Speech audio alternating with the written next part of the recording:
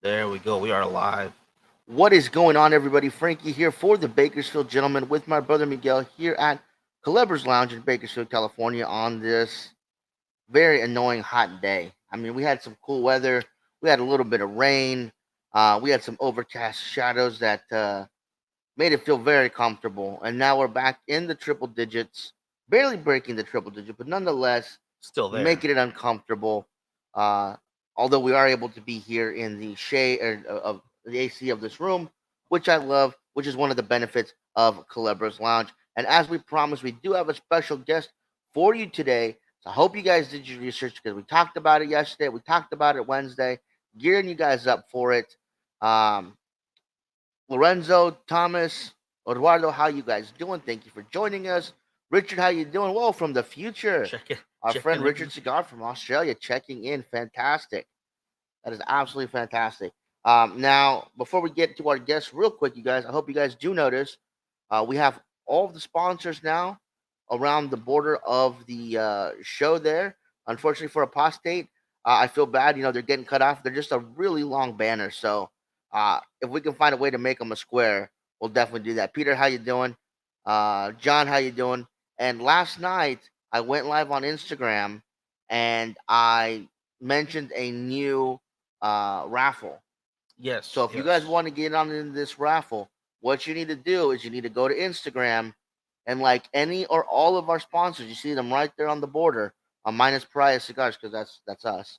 Um, for everyone you like, take a screenshot, send it to me, and that'll be an entry on the wheel. And there'll be an eighth entry if you follow Montana last week. So possibility of eight, minimum of one. All you gotta do is follow all of our sponsors there, put them in the snapshot, and send it to us on Instagram. And once we see it, each one will be an entry. So another way to get some free cigars at the end of the month, you guys. So take advantage of it. You don't want to miss out. And again, thank you to all of our sponsors: Apostate Cigar Heritage Festival, Artisanal del Tobacco, GTO Cigars, Artista, Family by Loyalty, and Kiki Momo Cigars. All right, guys. Now, as promised, our special guest for today. Yes, I'm very excited. I did a little extra digging into the past, and it is a storied, history, interesting, and cannot wait to hear it from him himself, Albert.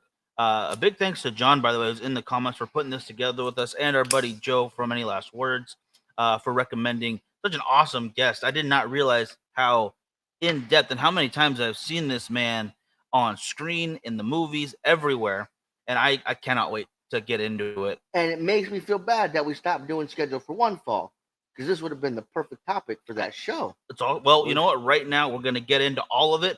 Cannot wait. Let's get Mr. Outrageous in front of you guys right now, guys. Al Burke joining us, brother. How are you doing? I'm good. Thanks for having me. I'm excited. Same here. fantastic. Same So are here. we. Yeah. You know, I was just telling my brother um, when we first heard that you were going to come on the show, we actually used to do a wrestling show where I would sit down as a just as a spectator, and I would sit with my buddy who actually does semi-pro wrestling. He does some of the indie circuits, so we get his opinion of how things went on the shows and on the pay-per-views, and my views. So they kind of were, you know, someone who's in the business and someone who's just enjoying the business. I feel so bad we weren't able to keep it going, but work schedules got in the way, so we had to let it go, unfortunately. But very happy to have you on. Can you do me a favor and give everybody a quick introduction on yourself? Yeah. I'm Al Burke, also known as Mr. Outrageous in the wrestling world. I also did a little bit as Dr. Feelgood for Herb Abrams in the UWF. We were at the MGM Grand Gardens in Las Vegas. It wasn't a great show or anything, but hey, you know, Dr. Feelgood, my nurse, Missy Hyatt, came out with me. And, hey, it's, good or bad, I was there. I had fun, and that's all I can say. And now I did retire about, I think, 7 years ago. And then I got brought back. I met a guy from Toronto, Canada, and they decided they wanted me to come up there. So I went back into training. I think that one was only about 5 months of training just to get ready for the matches. But I did, I think, 6 matches up there total, and ended just before the pandemic hit. So perfect timing there. But I've also ventured off into movies and hundreds and hundreds and hundreds of music videos. I think I'm well over 700, maybe over eight, maybe even approaching 900. I've lost count. But it's been a blessed life, and I'm loving it. That is incredible right there. Yeah, I was looking through the IMDb alone. It's over, I think, over 300 or something on there alone. Just what's been counted as of right now. And not only that though, you're still at it because I saw a bunch of upcomings as well. Yeah. Before we get too far into what you've already done, is there something that you would like to make sure people know that's coming out that you're excited about? Is there any projects that you want to make sure they hear about? I have a lot of projects, but unfortunately can't talk about most of them. It's everything's in the works. You never know in this crazy business. It's kind of like the wrestling, whether it's going to come off or not, whether the show is going to happen, the movie, the commercial. I mean, last week my week started off. I was in Joshua Tree, which is about a 2-hour drive outside of LA. From there, I came home, changed, and went right to Vegas for 2.5 days. Left Vegas, went to Reno for 4 days, and just got back in Sunday night. In fact, I drove by you guys. Did you see me wave? Nah, sorry. I saw you speeding right by. I was like, what's I was speeding. Oh, yeah. We were all doing 80, 90, sometimes 100. And, thank God, Smokey Bear just watched me go on by. I like it. Yeah, well, you know what? After that long of a trip, I think you deserve to speed on home because that sounds like you stay busy day and night. That is incredible. Well, that's the way our wrestling schedules used to be. Going back to my WWF days, they worked 25 days on and 5 days off. Now, your Saturdays and Sundays were a double. So you did a matinee show, then everybody jumped in their cars, usually fully dressed, and headed off to the next show to do the evening show. So you're really doing about 30 shows a month, getting 5 days off to go home. Other companies I worked for, we would be on the road for 2 or 3 weeks straight. It's a life we really loved, and I got to see the world that way. That is impressive right there. What got you started though in the beginning? What brought you to wrestling? I was a fan as a young child, and then got away from it because I thought it was stupid, and it is.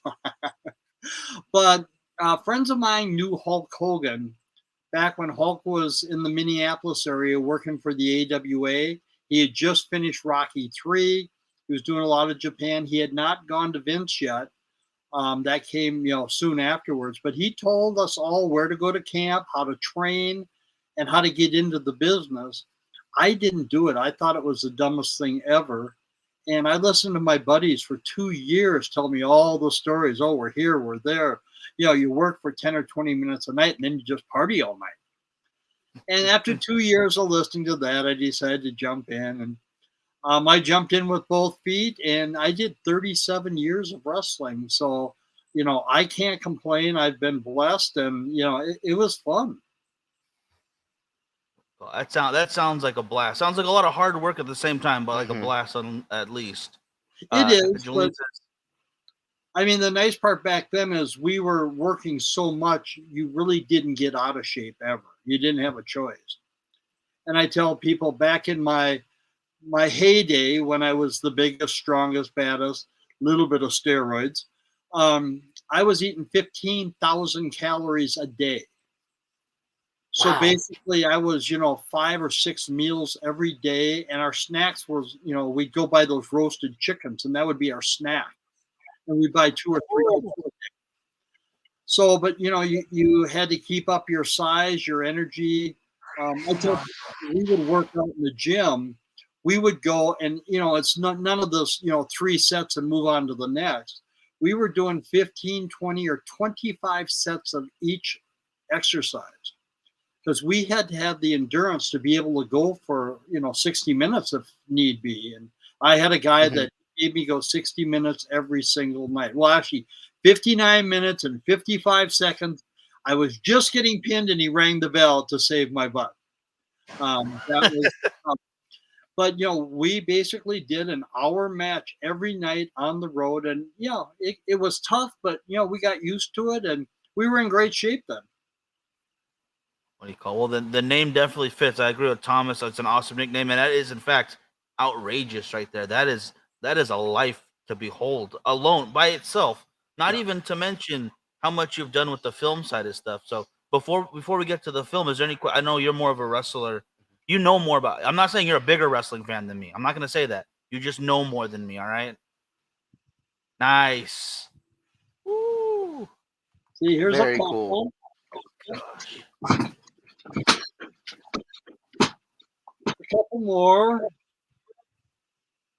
Now this one I think, no, this one weighs about 18 pounds, 15 to wow. 18, somewhere in there. And, there's a few rivets missing because somebody got to be a smart ass and I whooped him up the side of the head with the belt and actually broke the rivet out. So, which Mr. Outrageous has been known to do, but hey, the fans loved it. That's awesome. Yeah. That's so cool. Oh my gosh. So, in your opinion, what's one of your most memorable matches? I would have to go. Well, I mean, other than my personal ones, where like I won my first belt in Denver, Colorado, um, probably facing the Ultimate Warrior. He pressed me over his head like I was a 10-year-old child. Warrior was so unbelievably strong, and he wasn't steroids. He was doing growth hormone and other things, but he was a monster. But I had a lot of, that was a rough night, believe me. And then the next night I faced Big John Studd. So I was in bed for about a week. I couldn't walk. It was a tough twosome there, but hey, that was my job. But I love the fact that I was able to step in the ring with Andre the Giant when him and Haku were Colossal Connection. Most people can never say that. In fact, there's my Andre t-shirt. And this was one of the things, and I was teasing all the real wrestlers there. I'm like, hey, who stepped in the ring with him? Oh, none of you? Sorry, I've got two. Oh, So, I like it. But the different people, I was very blessed. I loved working with Big Boss Man. Bubba and I had some great matches, and it was fun. And I mean, I had a lot of very good times, and I was super blessed. So knock on wood. But I'm also a hustler, and I'm making sure that next job is right around the corner, because just because I'm finishing one right now, I'm looking for that next one and the one after. So that's I think the Absolutely. biggest key to a lot of people. Hustle. Whatever you do, just hustle.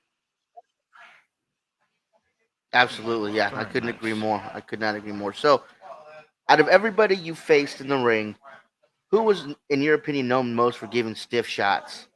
Warrior. Really? Yeah. Oh, Yeah, wow. no, Jim. He was so hyped up. I mean, this is back in the beginning, where he come out and he shake the ropes. Well, he runs out, so he's already out of breath. He's shaking the rope, so he's more out of breath, and then he's trying to work. And at the time, Ravishing Rick Rude and the Ultimate Warrior were having their little deal back and forth in the primetime stuff. And Ricky and I were very good friends. And after the match, I come back and he goes, dude, that was just all wrong. And I go, hey, I'm just here to do my job. I mean, I knew what I was signing up for. Most people wouldn't work with the Warrior because he was so stiff. I'm like, shit, bring it on.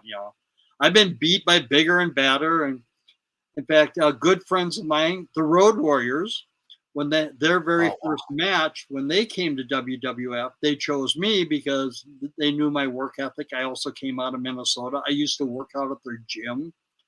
And it was funny because they came up to me and like, okay, we got you tonight. It's going to be a rough night. It's our first match here, and we got to come out just brutally strong. I'm like, fuck you, boys. Bring it. And they did.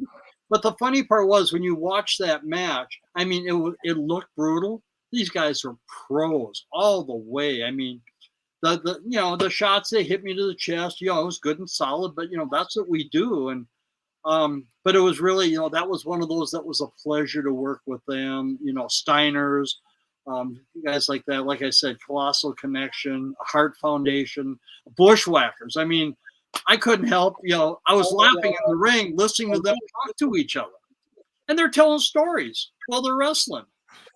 And I'm running off the ropes, going to get hit. And I'm like, what'd you say? Bam, But, it just, I lived in a story time. It was just a storybook.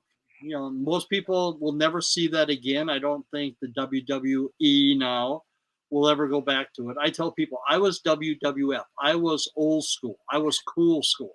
Now, whatever. I can't watch it. Really? Yeah. No, not happy was- with it at all. That was actually going to be my question. How do you think the evolution of the WWE has gone? Bullshit. I think there'd be a lot of people out there who would agree with you on that. Now, even though you may not watch it, are there any wrestlers, whether WWE, TNA, AEW, New World Japan, AAA, Lucha, whatever, are there any that actually stand out to you as good entertainment? There's some, and the problem is when you go to work for a company like WWE or any of the others, you have to follow their rules. You have to give them what they want. And it may not be what you've been trained to do all your years, but they're paying the checks. They sign their name on it. If you don't do what they want, you're replaced. And believe me, there's 100 people easily that will instantly step into your spot if you're not going to do it. So you suck it up. I used to tell people, if Vince wants me to come out and be gay, I guess I go shopping for a dress. It's either that or I have to walk away. The choice is always ours. And you look back at WWF, WWE, and there's been some crazy gimmicks out there, and it's Vince's choice. I mean, you want to play in his ballpark, you got to play by his rules. Mm-hmm. That's very fair. There's a lot of things out there that if you really want it, you're gonna make it happen. Yes. Whether they throw you a curveball like that, if you are passionate about it, you're gonna roll with those punches, and it's gonna work out for the best. And yeah, there, like you said, there's been a lot of crazy stuff out there. I can't even name a lot of them right now. There's like so many come to mind, like Shockmaster and whatnot. Mm-hmm. But then from some of that craziness comes some real genius too. So I would never, you got to try. You have to try those moments too. You try, if it's within you to do it, then you just do it. You suck it up and have fun with it. Try to create something. Try to make it memorable. And that's what a lot of the boys do. And they do a good job in spite of the curveball or the knuckleball or whatever, is thrown at them. If you're going to play the game, just play the game. I like absolutely. That. Definitely like that. I want to take you back to, I think you said it was in Denver. Yes. What was the feeling like being in front of a crowd and winning your first title? What was going on in your mind? I mean, how did the fans react? What title was it?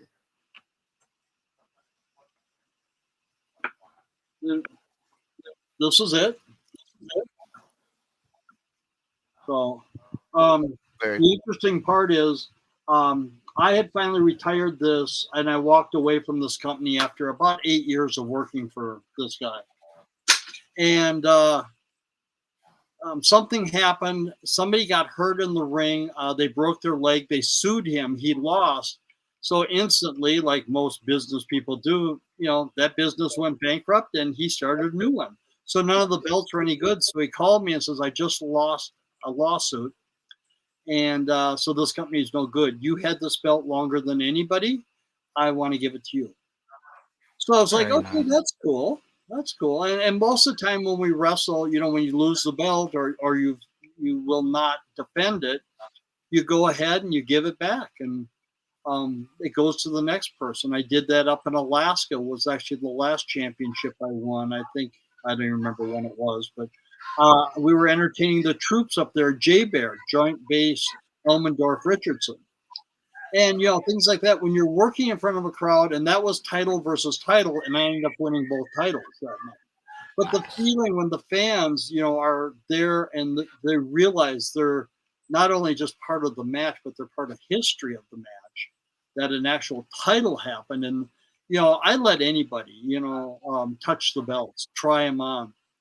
I don't need to wear the belt. I wore it in the ring. I wore it to defend it. things like that.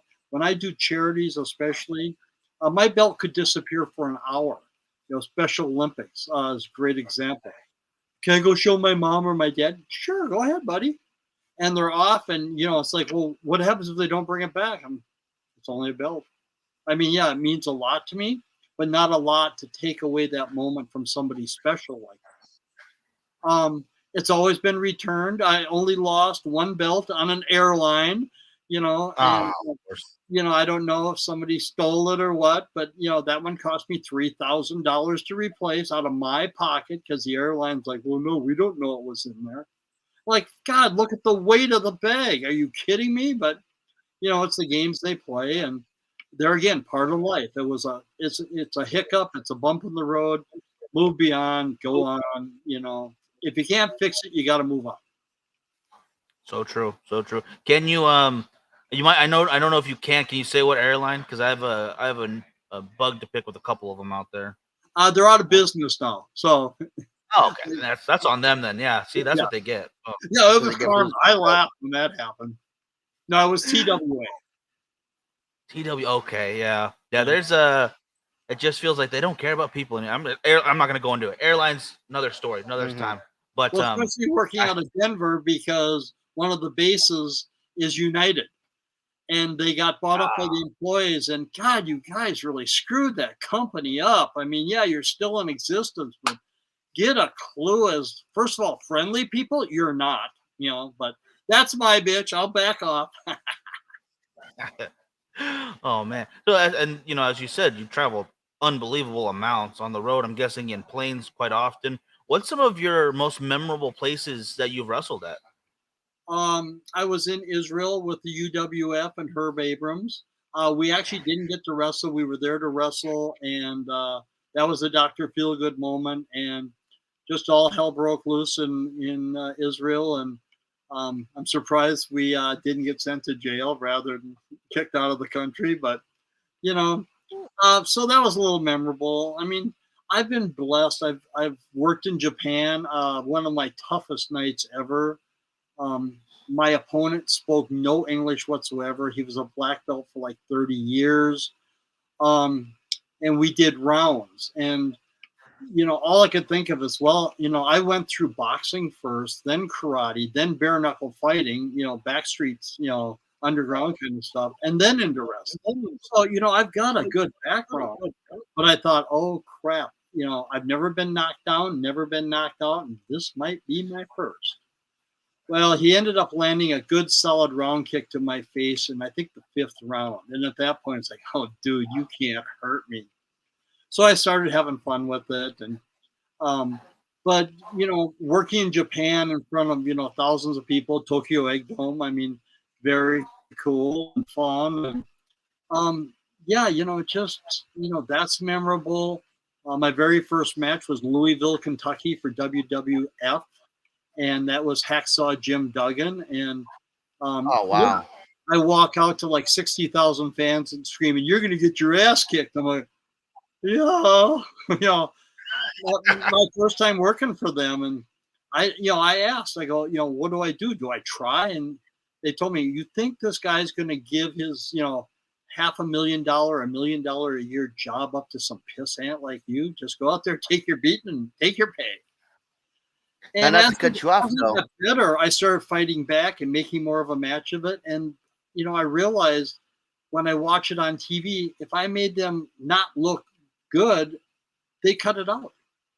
So at that point, I was like, shit, really? And that's why back in the days of the jobbers, just beat me. Stop my ass, send me home. I'm getting paid. I don't care. But like I said, I had some good matches. One of them they did leave in was Jake the Snake. And Jake was fun to work with. A bit of a challenge, but because he has his issues. But he was truly a pro, or still is. And I remember, I did something, and I was bam, smack him right in the face, knocked him out of the ring. And so then he's like, "Really? Yeah, come on, get me. You want me to come out?" So I jump out, run around, boom, he nails me, and that was pretty much my demise. But working with guys like that, just so much fun, and all the different arenas. And I never got to do the big pay-per-views for them.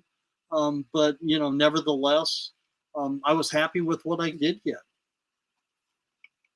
Now, how long, once you got to WWE, did it What? take for those jitters to get? Sorry, WWF. Yeah. Yeah. Whoa, can of whoop ass coming. How long did it take for those jitters to leave, or were they always there? They're always there. You're Oh, walking wow. out in front of tens of thousands of fans, yelling and screaming whether they want you to win or not. And even the smaller crowds, working the military bases. I mean, what a privilege to entertain our troops. Things like that. We worked Indian reservations where they got no entertainment except for us. And I remember one night, I'll branch off a little bit. Indian reservation at Battle Royal. I pick up my chair to hit this guy. All of a sudden, I hear everybody's chair get picked up and folded. They're all metal chairs. I look around, and all of them were going to hit me. I'm done. Bye. I ran to the doctor. I disqualified myself. It's like, no, I'm fighting all of you. But, working with the crowd, and I was always one. I could be in the middle of the match doing something like, what? You talk? Wait a minute. Jeff, time out. I climb out and go nose to nose with them, talk to them. These are things that these fans never get. But yet, for me doing it, they'll never forget that moment. Oh, yeah. That was the way I got to interact. I got in trouble in WWF a few times, like, Burke, stop talking to the fans. I'm like, they're talking to me. What am I supposed to do?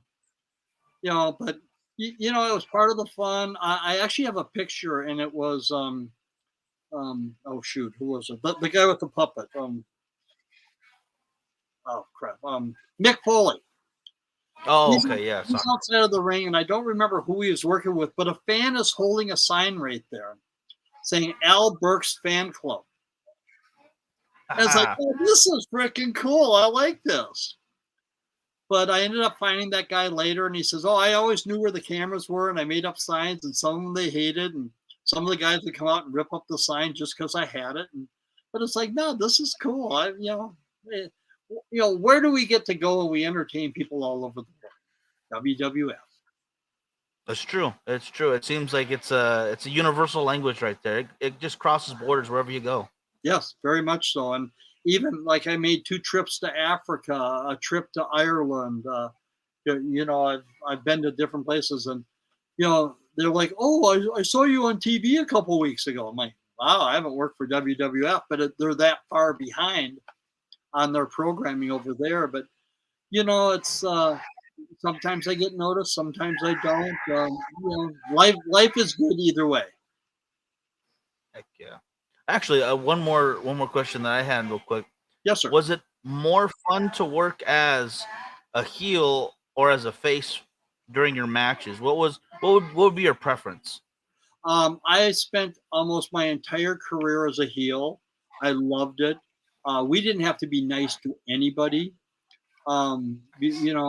You could be rude. I mean, I'd pick the littlest, tiniest, cutest girl you've ever seen in your life and walk over and take her by the hand, have her stand up. And I usually made sure that she had a guy with her, whether it was a boyfriend, husband, brother, I didn't care. But, and I tell him, shut up, boy, and have her stand up and look and go, uh-oh, big butt. No. Now, this butt would fit in the palm of my hand, both cheeks, so small and so fragile. During the match, I'd tell the referee, hey, look at my girl. She's crying. They'd be like, oh, my butt's big. But, these are moments that I got to go out and just have fun with the fans and give them a moment they will never forget. But then, all of a sudden, the wedding singer came out. Instantly, the fans switched me. They would never buy me as a heel again. And I tried because I did not want to give that up. I became a babyface with that movie, and it, like I said, I probably doubled down the intensity of being a heel. Didn't matter. I remember one guy, I spit on him, and he's like, hey, oh no, you're cool. I'm like, shut up. What am I going to do? And I realized I had to give it up because of that movie. Instantly changed me, and but it is what it is, and I did, probably 34, 33 years as a heel. And yeah, I loved it.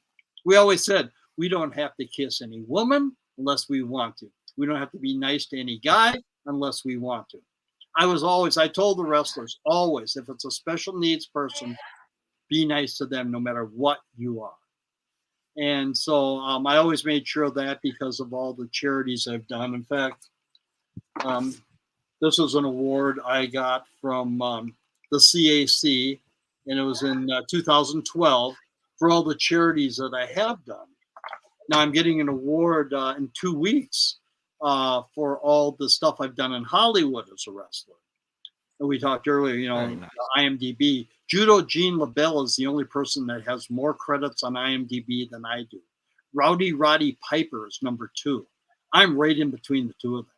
And I'm still working. Sadly, they're both gone. But there's a chance I could catch Gene. But that's not my thing. I just love to work and go out there and have fun. And that's it. Love that. That's actually a perfect segment right there, Jez. You're talking about the wedding singer. Um, when you started to transition, more into some film roles and the music videos, where was that first step in there? Was it a big transition as far as entertainment? Being entertainment, across the board, you want to make people excited. You want to make them laugh, and whatever the motion might be. But was there a learning curve that came with the new rules of being on camera versus being in the ring? Not really. I'm going to be telling the story when I get my next award that as an actor, I have never taken one acting class, not one. Everything I know, I learned as a pro wrestler from the very early days in wrestling school all the way through, how to self promote, how to work your way into a territory. Once you're there, how to work your way up into that territory and hustle, things like this. These are the real keys to anything in life, but it benefited me not only in wrestling, but also almost 20 years of acting. Very nice. Incredible. Nice, yeah. And then obviously, I mean, we've all seen The Wedding Singer, incredible movie. I saw that you've done stuff for all that. I mean, countless amount of musicians that I love. Are there any? Let's start with the music videos. Are there any that stuck out to you as like, I cannot believe I'm doing this. This is just outrageous. This fits the name. I was in 2 of Eminem's videos. His first one was a comeback video, Without Me, and it ended up being music video of the year for MTV. Super huge. Things like that. I mean, when you're there and you realize all the money that's going into these things. The second video I did, Apps Like That for Eminem, was a 5-day shoot. I was only involved in 2 of those 5 days. But the amount of money there, it's like phenomenal. Toby Keith, as good as I once was, I was one of the stuntmen in there that I pop up when Toby gets bumped into. He spills a beer on his boot, and he kind of growls, and I pop up and roll my eyes back in my head and fall over backwards. Then the fight starts. Things like that. Pharrell Williams, Happy. I was part of the 24-hour video. I was at 11:36 p.m. was my 4-minute spot. Just me dancing to the Happy song. Things like that. Pharrell. I mean, nobody had ever done a 24-hour long video before, and it was. I mean, I was at 11:36. The girl finished right in front of me, and I moved right in, and they started filming, or she came after me. I don't remember which it was now. And it was just one after another, and they kept hustling us out. We all had to go through dance choreography for each of our individual dances, things like that. So that was very memorable. Just so many big stars, and there again, truly blessed. I had no idea music videos, especially back in the day with MTV and VH1, was such a big deal. But I actually went to MTV in New York City, and they gave me some of the swag because they said, you're on more than the bands are because you're in so many different bands. So I got 8 or 10 T-shirts, all that kind of stuff, which was kind of cool. But I wasn't doing it for that. I just loved to work, and like I said, hustling for that next job. And some people, oh, how could you work for that band? They suck. I'm like, they paid me money. I don't care. I've removed it. Am I a big rap fan? No. Have I learned? Yeah, somewhat, but it's not my go-to. I'm a rock and roll guy. I'm not a country guy, but I've learned, a little bit because I work for them. And, if they want to hire me, I've got to do my job and do it good. Otherwise, I don't get hired again. And that's true with most anything in life, but especially entertainment. That is very fair, yeah, and especially, and maybe it's not, yeah, like you said, it's not your genre. It might not be your favorite music, but you can appreciate all the work that goes into it and the time it takes to create such a product. Yeah. Because it's incredible music videos that you're talking about right Mhm. now. I can picture a couple of them in my head, and again, like I said, like, I'm with you. Honestly, I think rock is probably more my thing too, but the effort and the passion again that goes into creating anything is wonderful to see and to be a part of. I think that's amazing. Yeah. Good point. No, and it's made me a living. So knock on wood, I can't complain. Yeah, that's never hurts either. If you can make a living doing what you love, I mean, keep doing it. Yeah. But Agreed. actually, so you said that you were in Reno not too long ago. As you travel around, do you ever get a chance to hit any of the conventions and whatnot as well? Have they been asked to kind of be a part of some of that? They started recruiting me for that a couple of years ago, and I really didn't want to do it. Um, I look at the movie The Wrestler, and I'm sure you probably saw it. Mickey Mhm. Rourke, Oh yeah. but well, Mickey was playing Mickey as a boxer, but they moved into wrestling because that's more popular than boxing. But anyways, I didn't want to be that guy that has to make his living off of doing these conventions because I can't do anything else. I love working, and so with me being able to do different things, I'm good with that. And so I probably will move into it. I've had a couple people pushing me and making me banners, kind of like the banner that they made for this show, um, pushing me into it. And I've got a lot of my autographing pictures that back back in the day with the black and whites, and now more colored. And I use one of my WWF pictures, of course, and things like that for the fans. But I haven't made that step yet. I know it's probably coming somewhere. But I'm blessed because I don't need the money to go do that because I still get to work with this mug. I mean, life is good. And nothing wrong with that. Yeah, I feel yeah. If you can do something you'd much rather do versus something that you have to do, Yeah. I pick the what you want any day of the week. Now, one thing I was going to do, talking to the people that were trying to promote me, Punchy the Clown, part of the Killjoy series. I did Mhm. 3 different movies as Punchy, and I have the whole outfit. And I was going to come, to a convention, and one of my things was I don't want to be coming out like this. When one day I can come out as Punchy, full garb, everything. Take pictures with the fans, and that would be a selfie day because Punchy has these huge fingers and gloves, so I can't do much, but take pictures, which would be fine. And apparently they charge $5 to $10 per selfie, and some of them do hundreds of selfies. So you do the math there. That's not a bad living there. Heck yeah, that's awesome. Yeah. And I want Yeah, to but put I this haven't on crossed that John. bridge yet.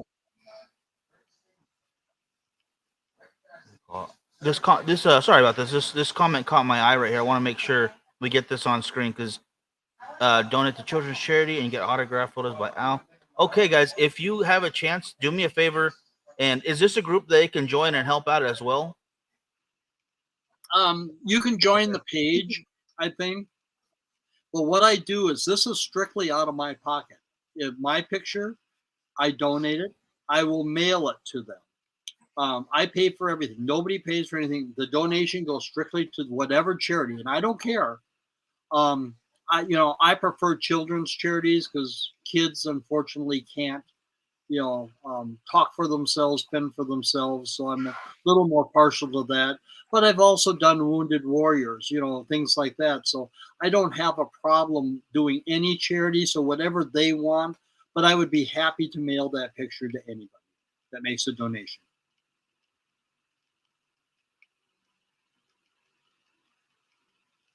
Oh, did I lose you guys? Hello. There we go. Okay, sorry about that. I don't know what just happened right there. Yeah, so John, ended up starting this page and stuff, and we talked about it. And like I said, I don't have a problem doing anything for free or paying for it myself, which I'm doing, um, just to help out a charity. Because I've done, Special Olympics. I probably am over 40 years volunteering with Special Olympics in 7 different states in the U.S. And I've done 4 international games. None of them out of the country yet. But it's just, it's what I love to do. And like I said, when I come with a belt and they get to try it on, like I said, oh, put it on for the picture. No, we'll put it on you for the picture. It's a special moment for them. I don't, they're just belts. Yes, they have great memories, but they're just belts. Let everybody else. If I was there with you guys, you'd be posing all over the place. That would be fine because it's not me. I will not lie. We did get a chance to spend a weekend over at the training camp for Fernando Vargas. Oh yeah. When he was in his prime boxing, and I mean he had his belts everywhere. We were taking his trunks, taking his belts, trying them on. Yeah. He had a full size boxing ring in his garage, and we were both wrestling fans. So I let him give me a frog splash off the top rope. Of course, he missed and gave me a knee to the face, which I did not like one bit. But we are not trained professionals. That is very true. But you're absolutely right. Putting on those belts and just taking pictures with them was fantastic. It's a great feeling. Yeah, you don't forget those moments. No. I do want to backtrack a little bit to when you were in the WWF and beginning your movie career. Was there, like you said, you're always looking for the next thing. Was there a connection that you had, or was it like a cold call that you answered? How did the introduction into movies begin? The wrestling promoter here in LA used to run the Olympic Auditorium. I mean, very famous. Now it's a church. Carl Lauer, and he was the president of this group, or CEO of this group over in Vegas that I go to. That'll be going in 2 weeks. And he had a movie that he was the stunt coordinator, and he goes, I've got the perfect part for you. All you got to do is beat up, kidnap, and kill Mexicans in East LA. And I'm like, hey, I'm the bad guy. Yeah, no problem with that. I worked with the Lucha guys, so we had some great fights, but he cast me in my very first movie as an actor and a stuntman, and he got the ball rolling, and I thought, you know what? This is kind of cool. I can do this. Because I had no interest before because I was loving wrestling, but I moved off and I got an agent within months, and yeah, the ball just started rolling. I was a little slow there for a bit because I was waiting for my phone to ring. I wasn't hustling myself. And now I wait for nobody. I've got agents, I've got managers, and I don't care. I'll outdo everything they can do for me. So no, I did not wrestle in Dallas in the Sportatorium. I only worked a couple of the military bases there in actually San Antonio. I think it was whatever's next to Lackland. I think it's Lackland. But back, we were traveling around. Like I said, entertaining the troops was a true honor and a blessing. And this is way before 9/11, any of that stuff. But even back then, it was a pleasure. So I was very honored to do that. That's excellent. Sorry, I saw that pop up on the screen, so I'd figure I'd answer him. Oh, 100%. Yeah, no, I appreciate that. Yeah, Richard's a good guy. If you remember, he'd probably remember if he saw, like, I know he's probably, I think that's why he called me, like, wait a minute, maybe I was at that. Yeah, no worries, Richard. A question I had though was, with all that you've done, is there anything that you're still looking to do that you want to make sure, if there's like a bucket list or just a check mark you want to make sure you accomplish, or a role of some kind that you want to do, or biography? The only thing that I've thought of that I would like to do, because I've worked with so many handicapped people, is to play a severely handicapped person. I know friends that are like Special Olympians that are actually in the movie business, and the mom of one of the boys, and I think he's 37 now. So, mentally, he's okay. I mean, he's probably in his 20s. I mean, he carries on a good conversation stuff, but he's an actor and he's had lots of good roles and things like that. But when he goes out for a special part like that, they'll bring in real actors that aren't special needs, and they'll sit there and they'll stare at them, study them, and see how they do it. Sadly, there's a lot of good actors that are special needs, and you could hire them, and it has gotten better. Um, but I would like to see more of that. But I would also myself, and I did one audition, and the guy goes, "Oh, that was way too severe. Have you ever seen somebody that bad?" I go, "Many people. Yeah, I work with them all the time." So, but this director's view of what special needs was nowhere near what I gave him. But it's director's choice. Um, but that was one thing that I always thought I would like to do. Yeah, I don't get to play the dad much. I don't get to play things like that. I'm usually the cop or the inmate or the prison guard, things like that. I just did a biker spot in Joshua Tree again for a very famous um, photojournalist guy. So getting the variety of a few of those things is always fun. I mean, I always like it. I play the cop probably 80% of the time. When I get to move to the inmate or the biker, it's like, yeah, I've crossed over to the dark side. Yes. And I get it for once or twice and moving on, moving back. But I get to drive police cars, real police cars that are retired, at 80 to 100 miles an hour sometimes, come screeching in, sliding to a stop, things like that. It's just, it's like I said earlier, storybook and the things I get to do. And a lot of times, I did a thing up there in the high desert of LA where a CHP had blocked off 10 miles for us to play in. That was our racetrack. So for 10 miles, we Wow. did 80 to 100 miles an hour chasing the bad guy, you know, things like this. And we get bored at that speed because we're just driving. We do a little bit of jockeying, but so we'll pull off and block a dirt road. Nobody's within 100 miles of this dirt road. And then we're 130 miles an hour to catch up to the pack. So this is the fun things we do that aren't really on camera, but yeah, it's cool. I mean, I also get to handle canines, so we have a canine rig, and come to a situation, and out comes me and my dog, and we go looking for the bad guy or the bad girl, and yeah, it's fun. That's impressive. That Mm-hmm, is, yeah. mm-hmm. Is So, is there any kind of advice you might be able to give somebody who wants to get their career going, who might not have the skill set that you build up through the wrestling career? If they haven't gone through some kind of training, you do need to get some training so you really understand what the directors, what the producers are looking for. Um, but the biggest thing is go find a local production and start working there.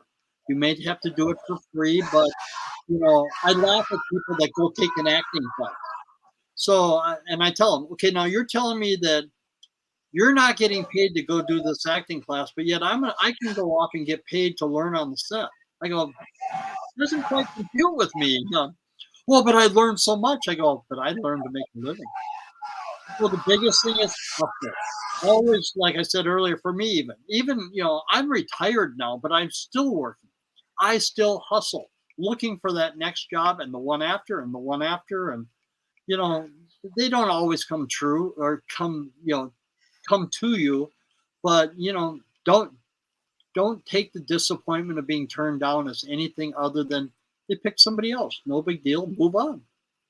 And a lot of it, like they'll ask me, will you shave your mustache? No. I get paid a lot of money to look like this. Sorry. And unless it's a big national commercial that's, my agent has set a price of $15,000 just to shave my mustache.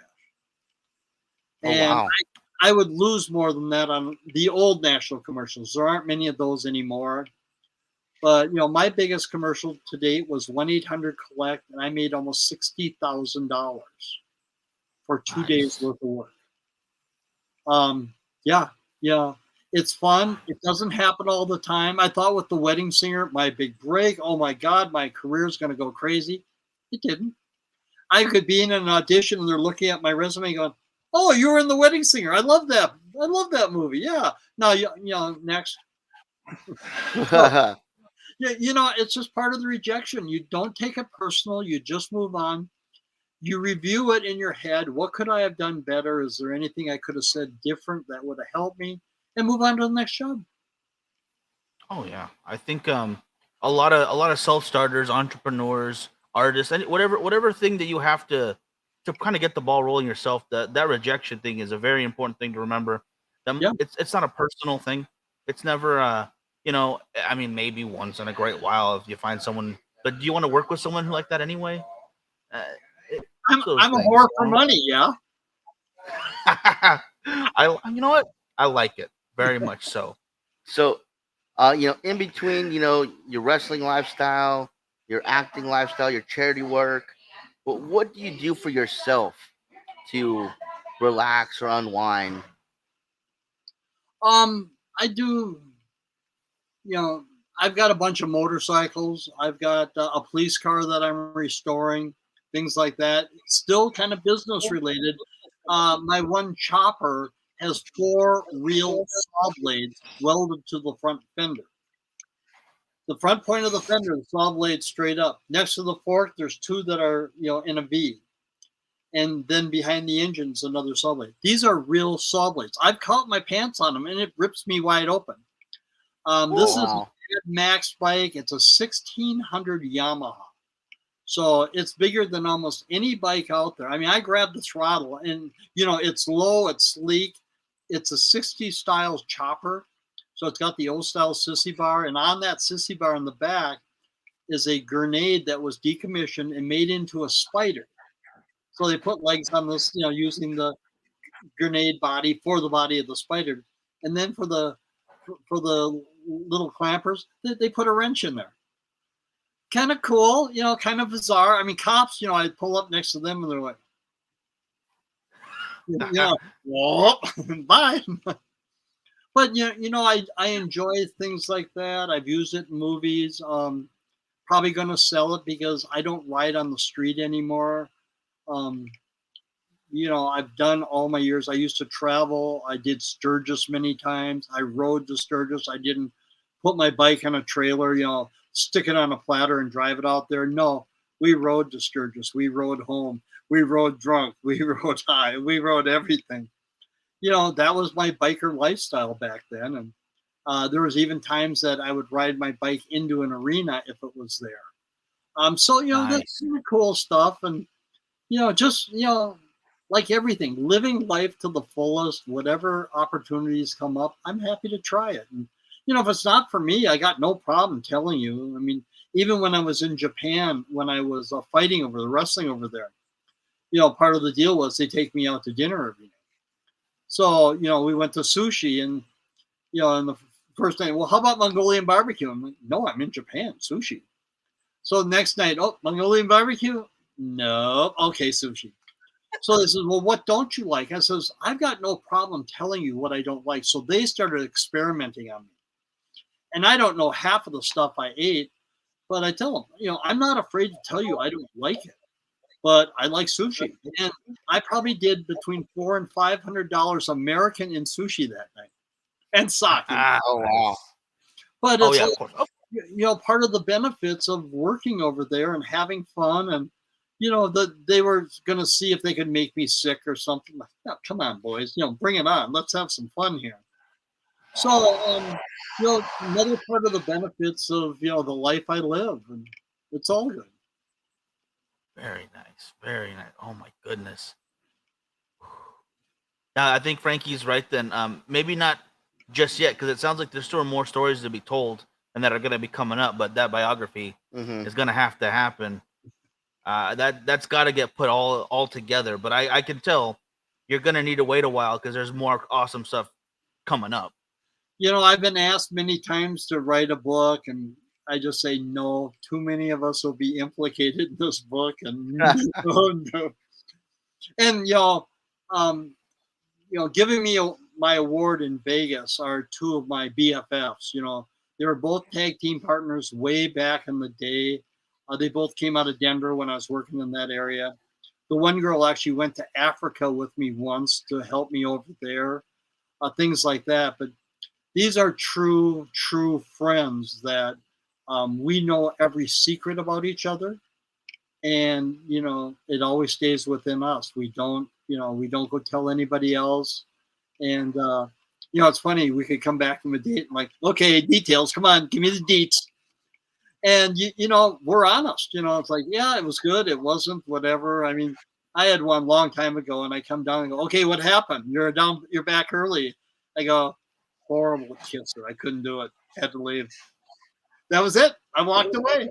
It's like, Mr. Outrageous don't need that. He wants it, but he don't need it. Like, I think that is a perfect point right there to cut for right now. We're at the top of the hour. oh yeah. So, oh shoot. Okay. We thank you so much for being on today and sharing your stories with us. Absolutely fantastic. Wish you all the best continuing your career with the movies and all your charity work. Sounds incredible. Sounds good. Thank you, guys. Thanks for having me, and we'll do it again if you'd like. Absolutely. Would love that. Before we let you go, though, is there anywhere that people can get a hold of you or somebody if they want to maybe get you a part of their project too? Because I know a couple of people watching are also in the film industry. That's how we kind of started doing this. Right. Is there anywhere they can reach out to you? Instagram is probably the biggest and the easiest, and it's Al Burke, all one word, 4782, I believe it is. I was holding a baby tiger for a long time. Now I've got a wolf, a full-grown wolf Nice. that I'm laying on top of. So, you know, more of the cool stuff I've got to do. But that's probably the easiest way to get a hold of me. Quick side story there. When I did the Billie Eilish video, I got about 20,000 of her fans from all over the world. I did Cardi B's album cover, got like another 10,000. So I'm up to like 80 some thousand followers on there. But yeah, if they want to send me a message, you know, I try to go through once in a while and check. I'm not real good on that because I never do that from my phone. I've got to be a laptop or a desktop. So, but Sure. yeah, that's probably the easiest place. And you know, it's like everything. You know, I love working. So if you don't have, you know, the big money to pay me, let's talk. You know, I'll make a deal. I like I said, I love to work, and you know, if I can help out your project, I will. Awesome. That's awesome. Cannot wait to get you on again, sir. I thank you so much again for being on with us. This was incredible. Thanks for having me, guys. Best of luck to you, and we'll talk soon. Absolutely. Yes, please. All right, guys, that was Al. We're going to wrap it up right now. Thank you so much for watching. Again, big thanks to our sponsors. As you can see them from top to bottom, that is Apostate, Artista, Family by Loyalty, Kiki Momo, Pariah Cigars, that's just us, GTO, Artisanal del Tobacco, and of course, Cigar Heritage Festival coming up in a couple of months. Mm-hmm. So check that out, guys. Again, thank you all so much for watching. We'll be back on Wednesday. We have some recaps to do. There's the cigar deal going. Obviously, get any 2 packs, you get a third one included. So get a hold of the page or me directly if you want to get a hold of that. And we will talk to you soon. I think Brian has one more spot left for the 4 for 20 group. So if you want to get a hold of that as well, reach out to Brian and check that out. All right. Well, that's all I got. Yeah, that's it, you guys. We'll be back Wednesday, and we'll see you guys then. Have a good one, everybody.